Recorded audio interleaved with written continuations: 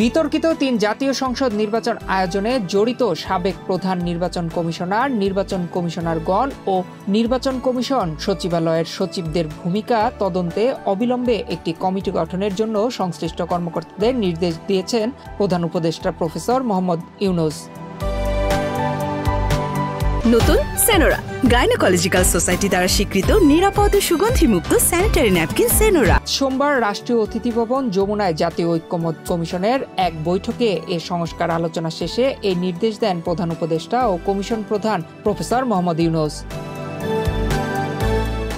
বৈঠকে উপস্থিত ছিলেন জাতীয় ঐক্যমত্য কমিশনের সহসভাপতি অধ্যাপক আলী রিয়াজ, সদস্য ডক্টর বদিউল আলম মজুমদার, ডক্টর ইফতেখারুজ্জামান, সফররাজ হোসেন ও ডক্টর মোহাম্মদ আয়ুব মিয়া। অন্যান্যদের মধ্যে উপস্থিত ছিলেন প্রধান উপদেষ্টার মুখ্য সচিব সিরাজ উদ্দিন মিয়া ও প্রধান উপদেষ্টার বিশেষ সহকারী মনির হায়দার। বৈঠকে কমিশন সদস্যগণ জুলাই সনদ তৈরির কাজের অগ্রগতি সম্পর্কে প্রধান উপদেষ্টাকে অবহিত করেন। কমিশনের সহসভাপতি প্রফেসর আলী রিয়াজ বলেন, বেশ কিছু বিষয়ে ঐক্যমত হয়েছে। খুব শীঘ্রই সব রাজনৈতিক দলের সঙ্গে আলোচনার ভিত্তিতে সনদ চূড়ান্ত করে ফেলা সম্ভব হবে।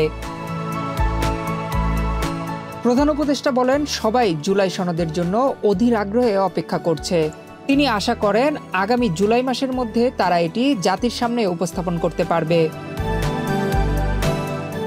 বৈঠকে প্রধান উপদেষ্টা তার লন্ডন সফরের অভিজ্ঞতা বর্ণনা করে বলেন, লন্ডনে বাংলাদেশি কমিউনিটির যাদের সঙ্গে দেখা হয়েছে তারা সংস্কার নিয়ে জানতে চেয়েছে। বাংলাদেশি শিক্ষার্থীরা খুবই আগ্রহী। তারা বিস্তারিতভাবে ঐক্যমত্য কমিশনের কাজ নিয়ে তার সঙ্গে আলোচনা করেছে, মতামত দিয়েছে। যেখানেই গিয়েছেন সেখানকার প্রবাসী বাংলাদেশিরা তাকে জিজ্ঞেস করেছেন তারা আগামী নির্বাচনে ভোট দিতে পারবেন তো। প্রবাসীদের ভোটাধিকার নিশ্চিতের জন্য সর্বোচ্চ চেষ্টা করতে হবে। পোস্টার, ব্যালট এবং আর কি অপশন আছে সেগুলো নিয়ে ভাবতে হবে।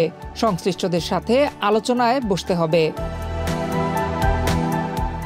বৈঠকে নির্বাচন কমিশন সংস্কার কমিশন প্রধান বদিউল আলম মজুমদার বলেন, সকল রাজনৈতিক একমত হয়েছে যে অতীতের 3টি বিতর্কিত নির্বাচন আয়োজনে কর্মকর্তাদের ভূমিকা তদন্ত ও জবাবদিহিতার আওতায় আনা প্রয়োজন। নয়ন বিশ্বাস, বাংলাদেশ প্রতিদিন।